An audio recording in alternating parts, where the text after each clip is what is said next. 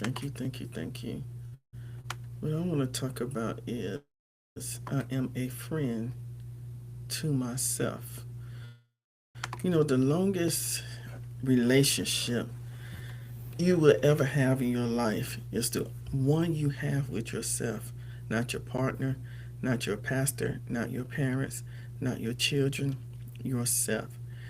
And here is the shocking part. Most people treat themselves worse than they treat strangers. We forgive everybody else, but we prosecute ourselves. We comfort everybody else, but we criticize ourselves. We celebrate everybody else, but when it comes to our own lives, we become judge, jury, prosecutor, and prison warden. If your mind is the house you live in, why are you talking to yourself like an eviction notice? Why are you speaking to your own soul like it owes you rent? Why do you wake up every morning inside your own head? And the first voice you hear is a bully wearing your voice. Because somewhere along the road, we learned something dangerous. We learned how to be loyal to everybody except ourselves. Now, let me drop a truth bomb early. If you cannot be a friend to yourself, you will keep choosing enemies who look like friends. That line alone has broken entire rooms because people say, I keep meeting the wrong people. But the deeper question is, what if the problem isn't who you meet? What if the problem is how you treat yourself? So when you are not a friend to yourself, you tolerate disrespect, you entertain nonsense, you negotiate your worth. You already discounted your own value. That is why this message matters. Today, we are not talking about self help. We are talking about self relationship. And that relationship is either your greatest ally or any of your most dangerous enemy. I am about to show you something most people never realize. The way you speak to yourself literally rewires your brain. But before we talk about the science, we have to talk about the story. Thank you, T with Tink. Because every voice inside your head came from somewhere. Who here remembers being a child before the world told you who you were? Before somebody said you are too loud, you are too dark, you are too sensitive, you are too ambitious, you are too different, you are too much. Notice something. Nobody is born hating themselves. Self hatred is a learned language. Somebody taught it. Sometimes it was a classroom. Sometimes it was a household. Sometimes it was a relationship. Sometimes it was society itself. You were handed sentences like inheritance, and before long you started repeating them. Not because they were true, because they were familiar. See, the brain loves familiarity more than it loves truth.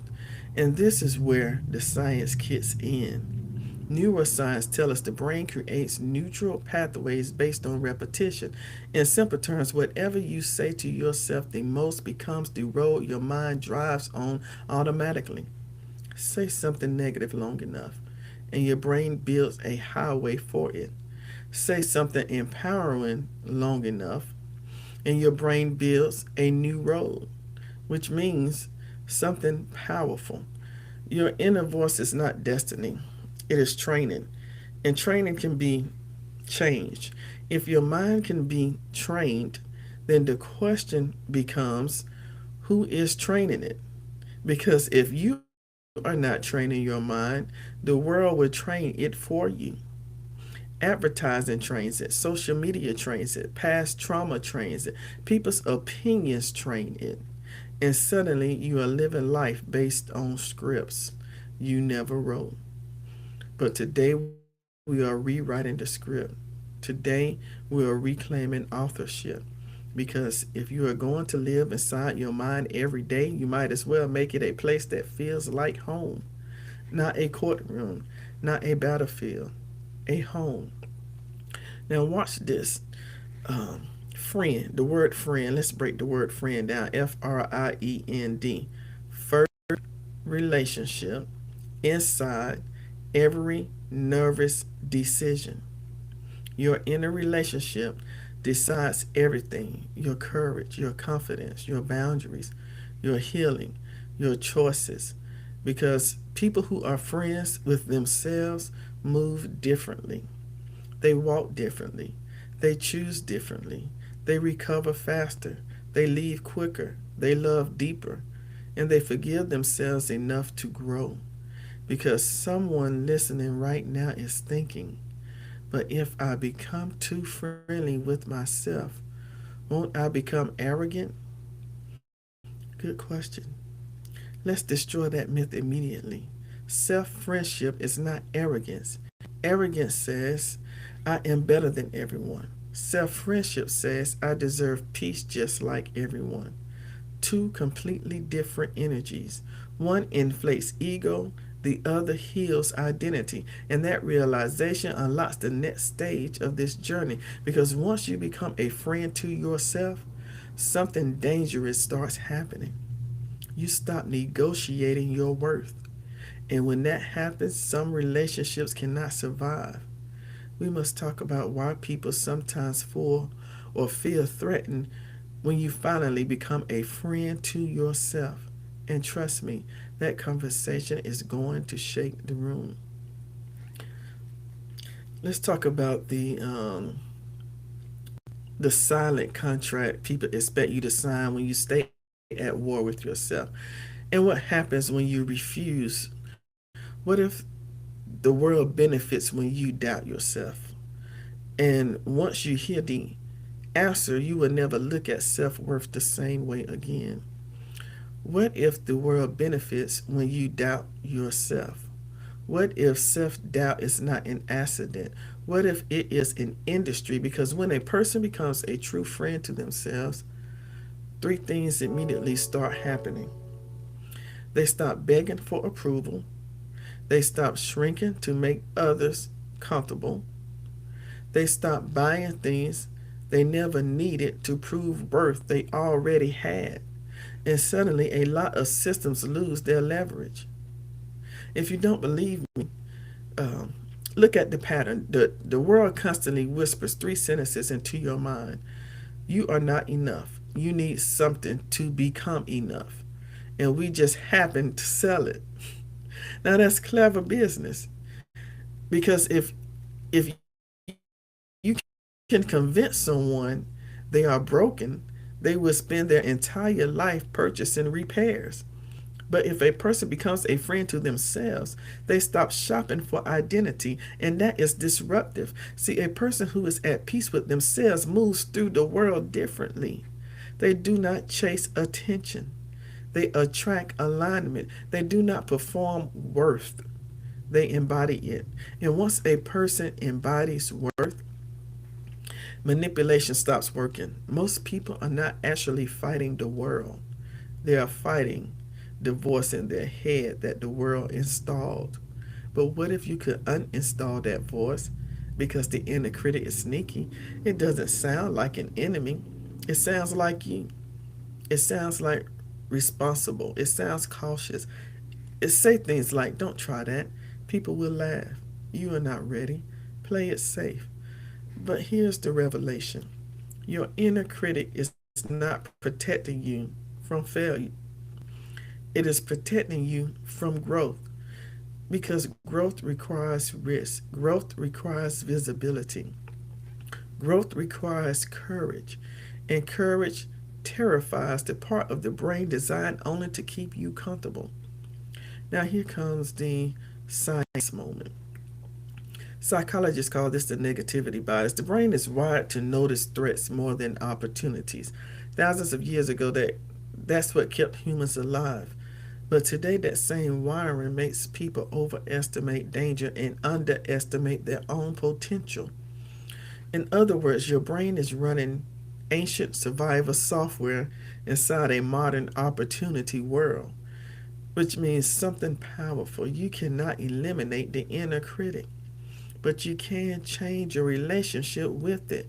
And this is where the concept of self friendship becomes revolutionary, because a good friend does not silence your fears.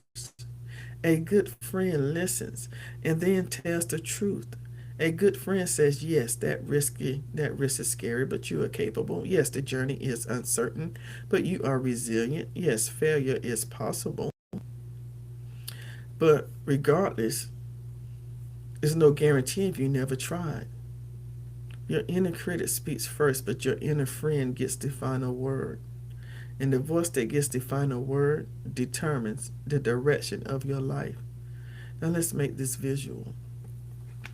Imagine your mind is a courtroom.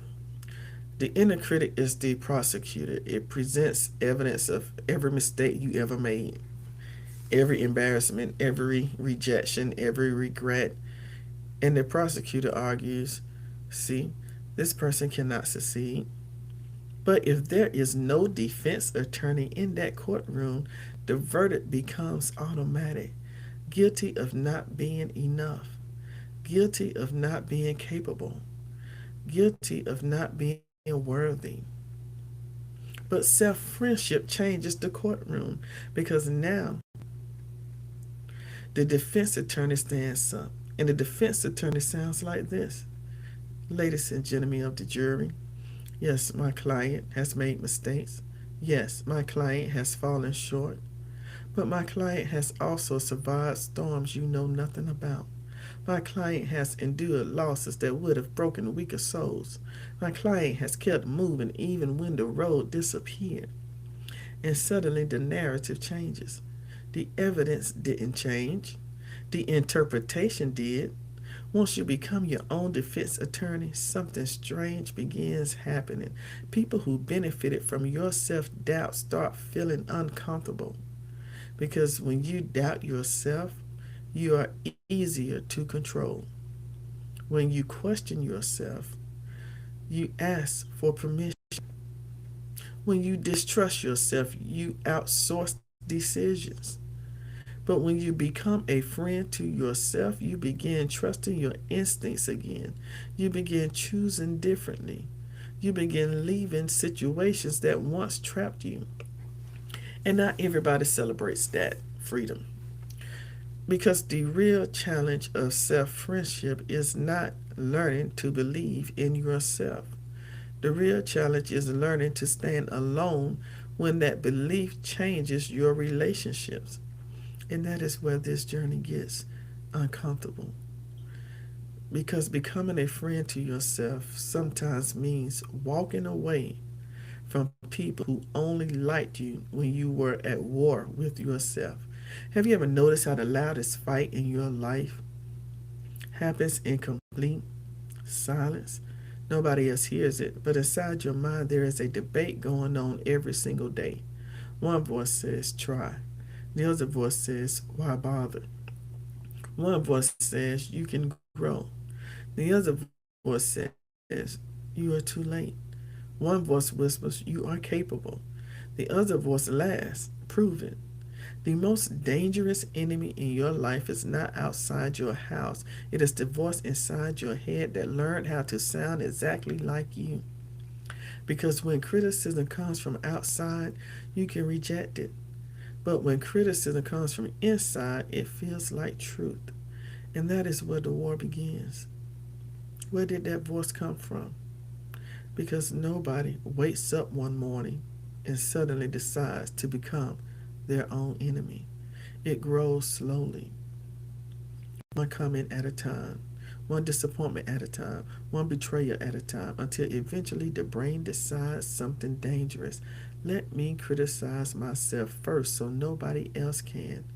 That strategy feels protective, but it becomes a prison because you begin rehearsing failure before success even has a chance to speak.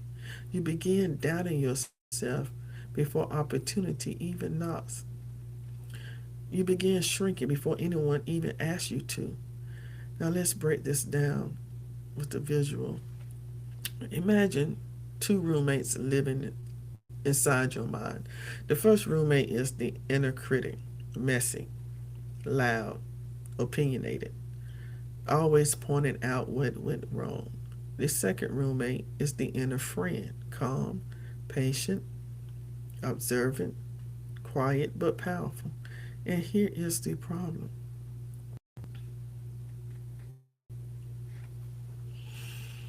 Inner critic has the microphone, and the inner friend has the mute button. So the critic narrates the entire story. You are not ready. You are not smart enough. You always mess things up. You are too old. You are too young. You are too much. You are not enough. But the inner friend says something different. The inner friend says, you are learning, you are evolving, you are healing, you are becoming. But because the critic speaks louder, people mistake volume for truth. Now, here comes the revelation. The voice in your head is not truth, it is repetition, and repetition creates belief. Let me prove it. If someone tells you something negative once, you might ignore it. If you hear it 10 times, you might question yourself. If you hear it 100 times, you begin believing it. That is programming, and programming can be rewritten. Some people trust their inner critic like it has a PhD in accuracy. But let's review the resume. The inner critic predicted you would fail before you succeeded. It predicted you would collapse before you survived. It predicted you would break before you adapted. And yet here you are, still breathing, still growing, still standing. So maybe the inner critic has been wrong more times than it has been right. Maybe that voice has been exaggerating your weakness and ignoring your resilience. Self friendship does not mean eliminating the critic, it means changing who runs the meeting. See, the critic can sit in the room, but it cannot run the agenda. The friend runs the agenda. The friend asks better questions. Instead of, what if I fail? The friend asks, what if I grow? Instead of, what if they reject me? The friend asks, what if I find the right people? Instead of, what if I embarrass myself? The friend asks, what if I inspire someone watching me try? Because the moment you let the inner friend lead, your behavior changes. You take risks. You speak up. You walk away from things that drain you. And here's the uncomfortable truth. Some people will not like the new version of you, not because you changed, because you stopped tolerating what you used to accept. And when that happens, the next battle begins, not inside your mind, inside your relationships. Because the moment you become a friend to yourself, you begin noticing who was only comfortable when you were fighting yourself, who gave that negative voice permission to run your life, not who created the voice we already talked about. Life experiences did that, pain did that, disappointment did that. But the real question is this: who gave that voice authority? Because there is a difference between a voice existing and a voice being in charge. And most people, without realizing it, sign a silent contract that says this: I will listen to the worst thing I think about myself and treat it like the final truth. That contract is powerful because once you believe your inner critic is right, three dangerous things start happening. You stop applying, you stop speaking, you stop trying. And the world calls that being realistic. But sometimes realism is just fear. Fear wearing a suit. Let me give you, imagine a tiny person sitting on your shoulder. That person has a megaphone. Every time you try something new, the megaphone goes off. You are not ready. People are watching. You might fail. Now, here is the strange part. That voice is loud, but it is not wise because courage never asks for certainty. Courage asks for movement. Confidence does not come before action. Confidence comes from action. You don't get brave and then act. You act and break bravery catches up with you. But the inner critic wants the opposite. The critic says, wait until you are perfect.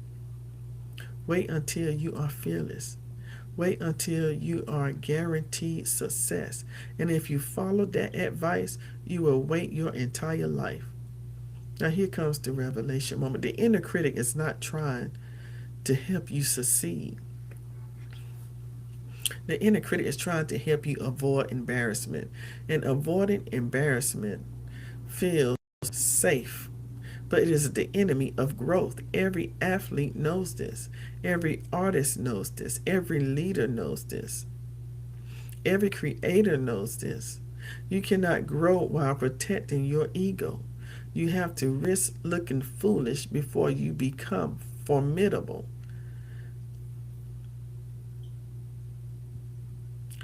Today we are rewriting the agreement. The old agreement said, I will believe the worst thing I think about myself. The new agreement says, I will question the worst thing I think about myself. See the difference? Self-friendship does not blindly praise you. Self-friendship challenges lies. When the critic says you are not capable, the friend responds, what evidence? What evidence do you have? When the critic says you always mess things up, the friend responds, always? Let's review the record. When the critic says you cannot handle this, the friend responds, funny, because we handled everything else. Now the audience starts feeling empowerment because they realize something powerful. The inner critic has been making claims, but nobody has been cross examining the witness. And once you cross examine the critic, you start seeing the exaggeration. The critic says always, reality says sometimes. The critic says never, reality says not yet. Two completely different stories. Because breaking this contract changes how you move through life. You start trying things again. You start trusting your instincts again. You start making decisions without approval. And that is where things get interesting because some people prefer the version of you that doubted yourself. Why? Because a self doubting person is easier to influence. A self doubting person asks permission. A self doubting person accepts crumbs. But a self respecting person, they choose differently. They speak differently. They walk away sooner. They stop begging for seats at tables that never respected them. And that shift shakes environments. Because once you become a friend to yourself, something remarkable starts happening inside your brain, not just emotionally, biologically. Your brain literally begins rewiring itself. New neural pathways, new emotional patterns, new reactions to stress. In other words, self friendship is not just philosophy, it is neuroscience. And when people understand the science behind this transformation, everything changes. Let me tell you something powerful about the brain. Your brain is listening to you all day, every day. Not just the things you say out loud, the things you whisper to yourself, the thoughts you repeat, the stories you rehearse. Your brain hears all of it. And here is the revelation. The brain does not argue with repetition, it obeys it. Let me prove it. If you repeat a thought enough times, your brain starts building a path for it. Neuroscientists call this neuroplasticity. But let me translate that into everyday language. Your brain is like wet cement. Every repeated thought leaves a footprint. And the more footprints you place in the same spot, the deeper the path becomes. That is why people say things like, I don't know why I think this way. You think that way because your brain built a highway for that thought. And highways are easy to travel. Thoughts become beliefs. Beliefs become behaviors. Behaviors become patterns. Patterns become identity, and identity becomes destiny, all from a thought repeated enough times. Now imagine if the thoughts repeated in your mind sound like an enemy. I'm not good enough. I always mess up. Nothing ever works for me. Those sentences are not harmless. They are instructions. Instructions your brain begins following. Your brain begins scanning the environment, looking for evidence to confirm the statement. Psychologists call this confirmation bias. The brain loves proving itself right, even when it is wrong. Now, here comes the powerful twist. Your brain cannot easily tell the difference between a real threat and a repeated thought. Meaning this, if you repeatedly tell yourself something negative, your brain begins treating that thought like a real danger. Stress hormones activate, anxiety increases, confidence decreases, your nervous system tightens. But when you speak to yourself like a friend, something remarkable happens. Your brain begins releasing chemicals associated with safety and motivation: dopamine, serotonin, oxytocin. Now, watch the beauty of this. Encouraging yourself is not fake positivity, it is neurological training. You are literally changing the chemistry of your brain. Now, let me illustrate. Picture two athletes. One athlete hears this voice inside their mind: you're going to fail. You will embarrass yourself. The second athlete: you prepared, you can adjust, you can handle pressure. Both athletes face the same challenge, but the internal narration changes their nervous system. One brain tightens, the other brain activates focus, and performance follows the state of the nervous system. That is science. Self friendship is not about lying to yourself, it is about telling yourself the whole truth. The critic tells half the story, the friend tells the full story. The critic says you failed, the friend says you failed and you learned. The critic says you were rejected, the friend says you were redirected. The critic says you made mistakes, the friend says you gained experience. Same facts, different interpretation, different future.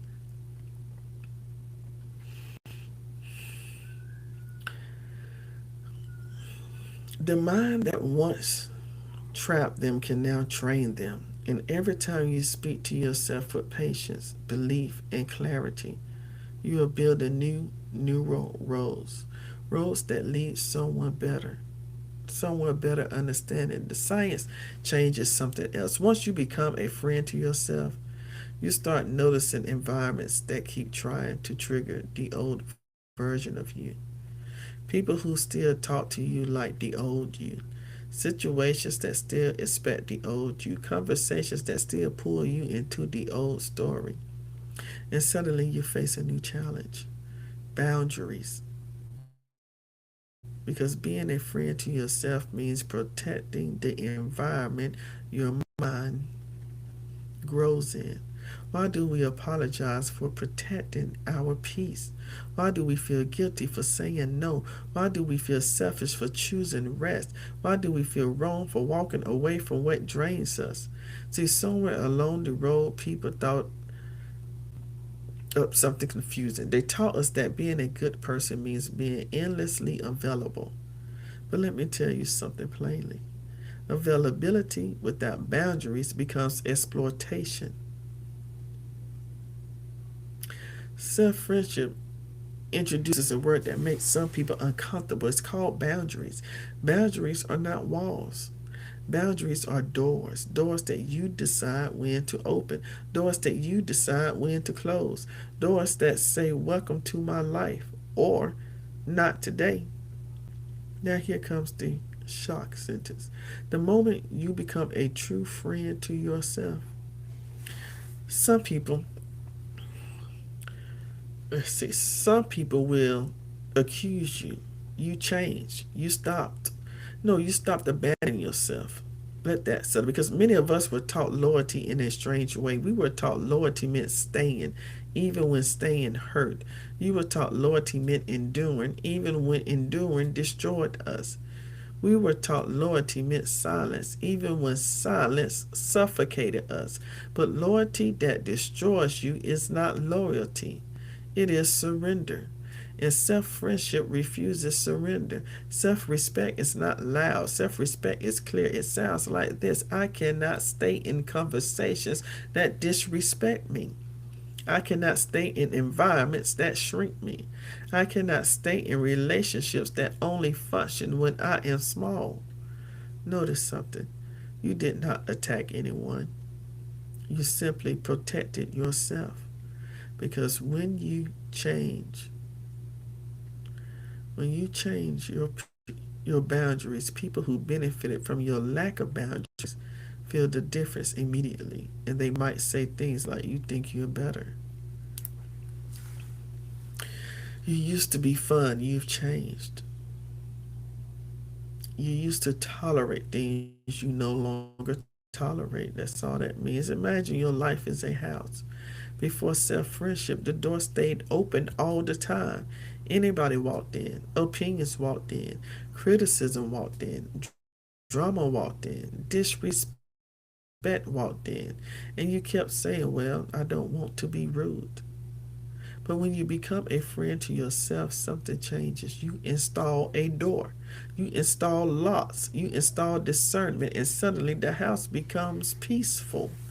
But people who were used to walking in unannounced do not like the door. They say things like, "Why are you acting different?" You say, "I'm not acting different. I'm protecting my house." Peace requires permission, and you are the one holding the pen. Self friendship changes not just how you talk to yourself, it changes what you tolerate, it changes what you accept. It changes what you allow near your mind, your energy, your time, and that shift creates a new identity, not arrogance, alignment. Because once you protect your peace, something surprising happens. Your energy changes, your confidence changes, your presence changes. People start noticing, and when people notice confidence, something happens inside the room. Energy rises, hope rises, celebration starts building, which sets up the moment we're going to move toward the shift from realization to elevation, the moment uh, where we all start rising together. What happens when a person who used to doubt themselves finally becomes a friend to themselves? I'll tell you what happens. They stop shrinking. They stop apologizing for existing. They stop waiting for permission. They stop negotiating their worth. Because when you become a friend to yourself, you walk different. You talk different. You choose different. You recover faster. You forgive quicker. You breathe deeper. You stand taller, and suddenly the same person who used to question everything about themselves starts trusting something powerful, their own voice. Because the inner critic had the microphone for years, but tonight something happened. Tonight the friend took the microphone back. The lies got challenged. The contract got broken. The mind got retrained. The house got new laws. The courtroom got a defense attorney. Somebody in this room finally realized something. You were never the problem. You were the person who survived the problem. So if you survived the storm, stand like a survivor. If you made it through the pressure, breathe like a survivor. If you carried weight nobody understood, walk like a survivor. And if you finally decided to be a friend to yourself, then celebrate like somebody who just got free. Because freedom feels different. Freedom sounds different. Freedom walks different. Freedom thinks different. And once a person becomes a friend to themselves, they stop waiting for the world to approve their existence. They start living like their life already matters. And when that truth lands, the entire room feels it. Celebration is powerful, but transformation must continue. Once you become a friend to yourself, your identity begins changing. Not just how you think, how you live. What happens when the person who used to doubt themselves stops waiting for permission? Most people are living their lives like someone else is supposed to choose them for opportunity, choose them for respect, choose them for recognition, choose them for love, choose them for validation. But the moment you become a friend to yourself, you stop standing in the line waiting to be picked. You start picking yourself, your own path, and that is the power shift. Imagine two people standing in the same room. One person is waiting to be noticed, waiting to be approved, waiting to be invited, waiting to be told they belong. The other person has made a decision. I belong because I exist. Notice the difference. One person is asking for permission. The other person is operating from identity. Identity moves different. Identity does not beg. Identity builds. Identity does not shrink. Identity expands. Identity does not wait for doors. Identity builds doors. The moment you become a friend to yourself, your relationship with fear changes. Fear used to stop you. Now fear informs you. Fear used to paralyze you. Now fear alerts you. Fear used to say, turn around. Now fear says, pay attention. Because the goal of courage is not eliminating fear.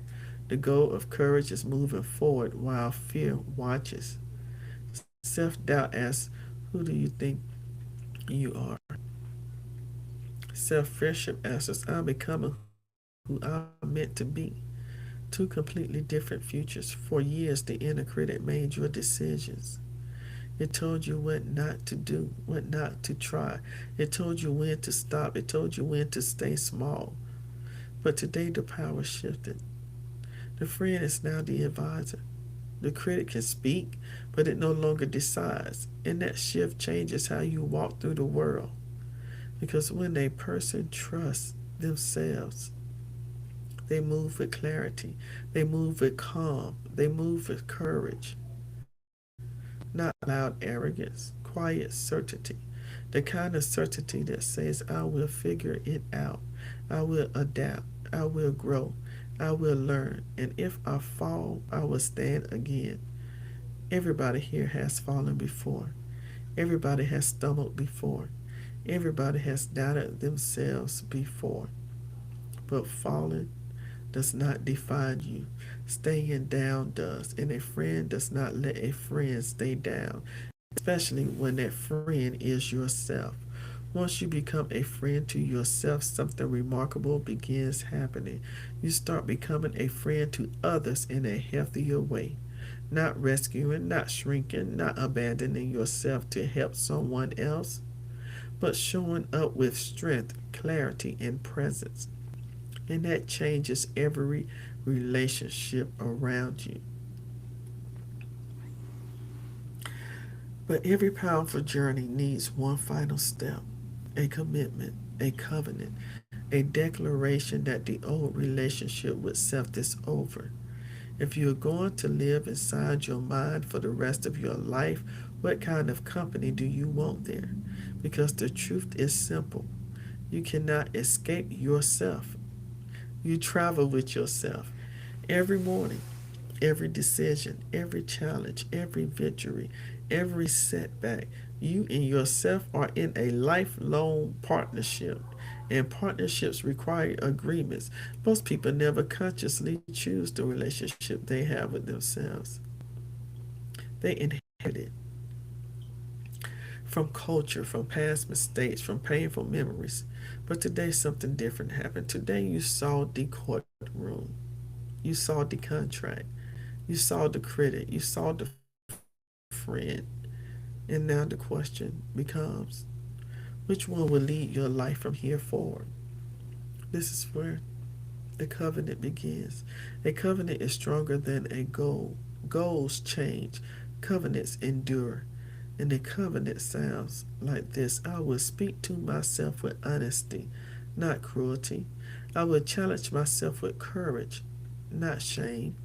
I will correct myself when I am wrong, but I will never abandon myself.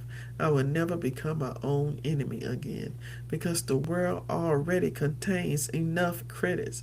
You do not need to recruit yourself into that job. What the world needs more of is people who are strong enough to stand with themselves. People who can fail and still respect themselves. People who can grow and still forgive themselves. People who can evolve without punishing themselves for who they used to be. The person who becomes a friend to themselves becomes unstoppable in a quiet way. They are not chasing applause. They are not begging for approval. They are not shrinking for comfort. They are living from alignment. Alignment with purpose. Alignment with growth. Alignment with truth. And once a person finds alignment, life begins unfolding differently. Opportunities appear. Confidence deepens. Peace multiplies. Not because the world changed, because the relationship inside changed. Remember how we started? The longest relationship you will ever have in your life is the one you have with yourself. So if that relationship is going to last a lifetime, make it powerful. Make it patient, make it courageous, make it honest, make it compassionate, make it strong. Become the friend who stands beside yourself when nobody else understands the journey. Become the friend who reminds yourself that growth takes time. Become the friend who says, you are not finished yet. Because the moment you become a friend to yourself, you stop fighting the person who is supposed to help you win. And becomes when that happens, your life begins moving in a new direction. So walk out of this room today with one promise echoing in your mind: no matter what happens next, no matter what challenges appear, no matter what storms come your way, I will not turn against myself again. I am a friend to myself, and that friendship changes everything. Dear God, we come before you today not as perfect people, but as people in progress.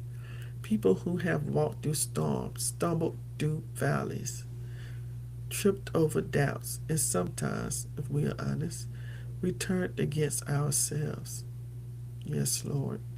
Sometimes the enemy did not have to attack us. We attacked ourselves. We criticized ourselves. We second guessed ourselves. We replayed our mistakes like broken records. But today something shifts.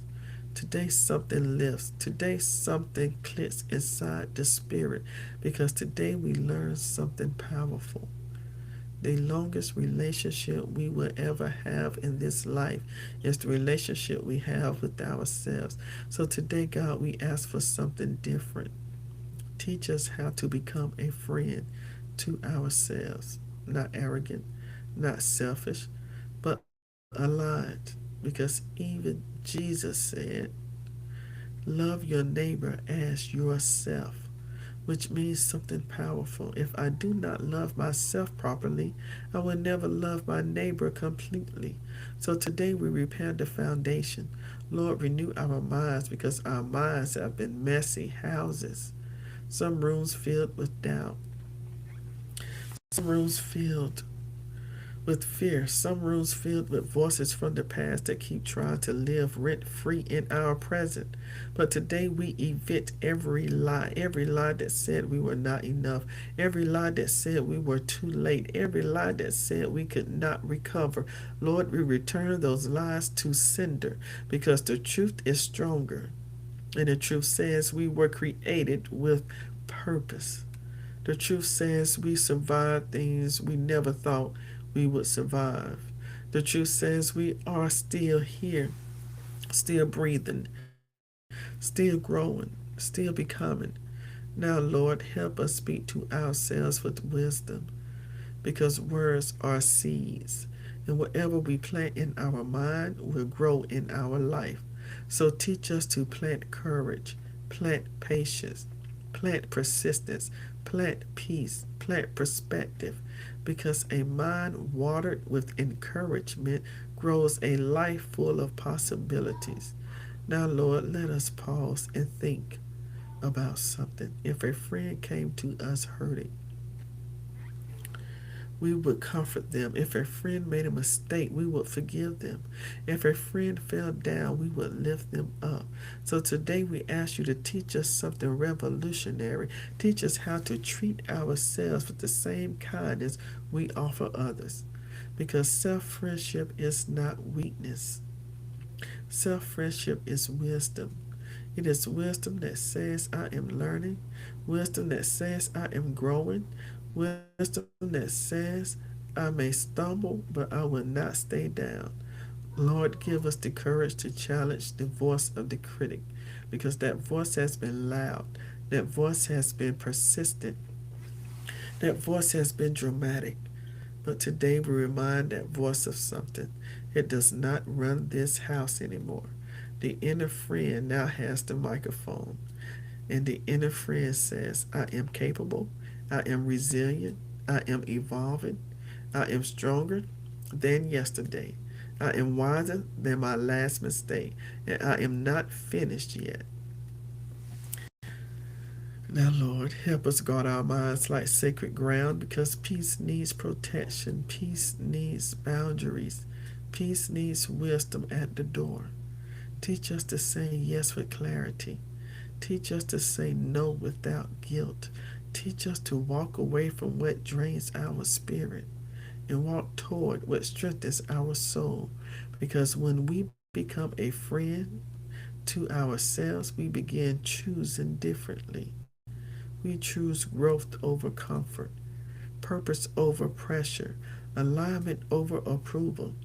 Lord, remind us that fear will show up, but fear does not get the final word, because courage is simply faith wearing work boots. Courage shows up anyway. Courage tries again. Courage says, if I fall, I will stand. If I fail, I will learn. If I struggle, I will grow. So today we declare something bold. We declare peace over our minds, clarity over our thoughts, strength over our spirit, hope over our future. And we thank you, God, that our story is not finished, because the same God who carried us through yesterday is already standing in tomorrow. Now let this truth echo inside every heart listening today. We are not our worst moment. We are not our past mistake. We are not the voice of doubt. We are people in progress, people under construction, people becoming better one step at a time. So, Lord, help us walk out of this moment with a new agreement, an agreement with ourselves, an agreement that says, I will not turn against myself again. I will challenge myself. I will grow myself. I will correct myself when I am wrong, but I will never become my own enemy. I am learning to stand with myself, learning to believe in the strength you placed inside me, learning to trust the journey you designed for me. And from this day forward, when doubt tries to whisper, when fear tries to shout, when criticism tries to rise, we will remember one powerful truth. I am not alone in this life. God walks with me, and I walk with myself. And that partnership, that divine partnership, is stronger than anything that ever tried to break me. So today we leave this prayer with courage in our chest, clarity in our mind, peace in our spirit, and purpose in our steps. Because the person we used to doubt is becoming the person we were created to be. And from this day forward, through every victory, through every challenge, through every new chapter of life. We declare it boldly. I am a friend to myself. In Jesus' name, amen. Thank you so much for listening. Thank you, thank you, thank you. And with that, I am complete. T with T 26. Yes, IDK. Why we don't give ourselves grace. Yes, give yourself grace. Give yourself grace. Grace is forever abounding. More grace, more grace, more grace. Thank you so much for listening. Please like, share, and subscribe. Thank you so much. More grace.